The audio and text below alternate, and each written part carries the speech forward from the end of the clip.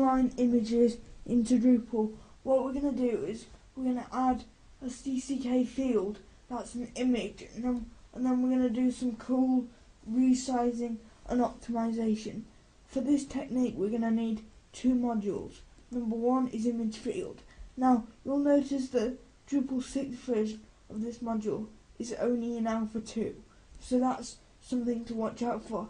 There are probably more solid solutions, but this one works for now and is the most flexible.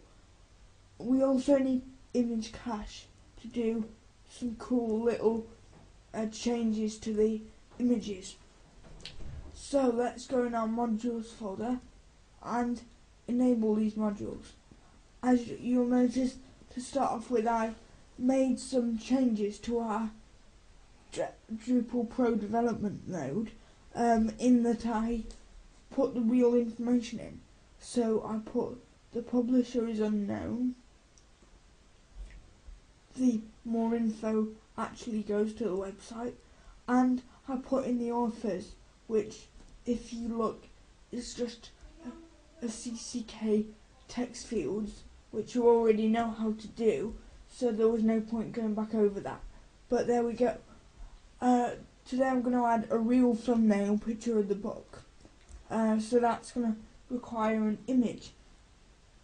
So let's get to it. First of all, what we're going to do is go to enable these modules. We're going to go to modules, and the first module we're going to enable is going to be FileField. That's another one you'll need, because an image is a file, so you'll need FileField. I'll put a link to that in the description as well. So you need FileField, ImageField, and then you also need image cache and the image cache GD2. And then if we click Save Configuration, it's gonna allow us to do that. So just to recap, you need ImageField, image cache, FileField, and CCK. That's the one I missed out was FileField. So we're gonna go to content management, and we're just gonna edit our content type to allow the person to upload an image into a node. So we're gonna manage fields, and I'm just gonna drag the author field so it's up there, and then I'm gonna just put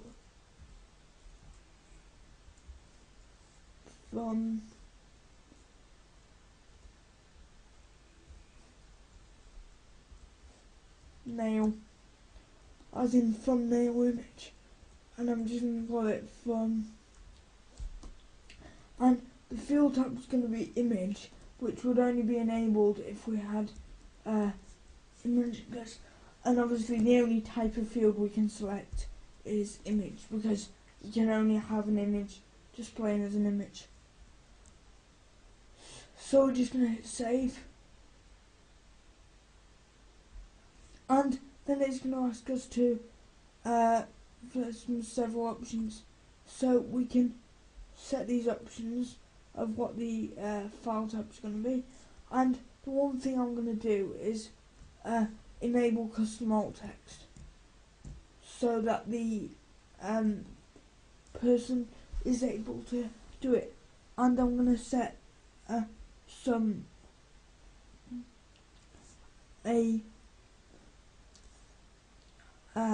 token, because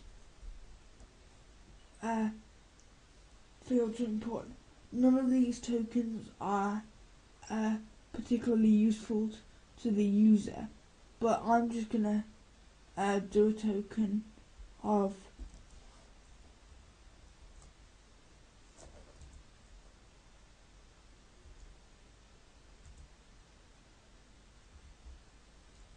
site name, just because in my opinion that's better than having no alt tag. But again, we want to enable that to allow people to and we want to set the path, so we want to set where the user, so it's going to be in the files directory, which is in your sites folder, and we're just going to put it in the we're just going to make a folder which is your username, so with the name of the user who uploaded it, so all their images will be in that directory, so it's user raw. So that's just giving some more organisation to your site. So we've got that, and then I'm just going to move that up so it's not isolated. It's a good idea to have your menu settings at the bottom because people don't want to be intimidated by menu settings. And we're just going to save that. And right now, because we're using FileField, it's going to display as just a file by default, and we want it to display as an image. So to do that, we're going to have to click on Display Fields, and the only one we want to change is the thumbnail. So we want it to display inline, and instead of being a generic file, we want it to be an image. And in my case, I want it to be an image linked to the file, and I want it to be the same for a full node. So I'm just going to save. That would be the difference between the teaser, which is the minimized version, and the full node. So we're just going to go back to our website and have a look at what that looks like.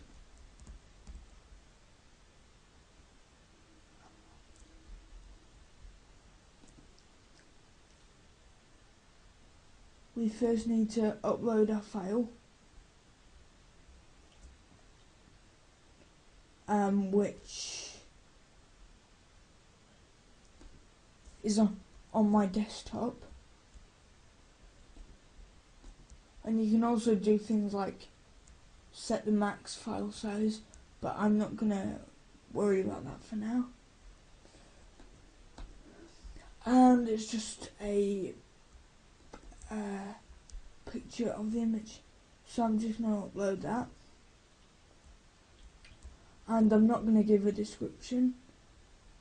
I'm just going to save the node. So there's what we get. We get our publisher, our more info, our authors, our thumbnail, and then our review. So this is a really good example of some of the fields you might want in different content types, and why you'd want to create content types, because you'd want to have these specific fields that users could fill out for a book review. If you were doing an event, you'd want date and place of the event, but there's a million different things you can think of. Most of the time, a site is going to have some custom content types. It's practically mandatory. So thank you for watching this video. That's the end of our videos on CCK. But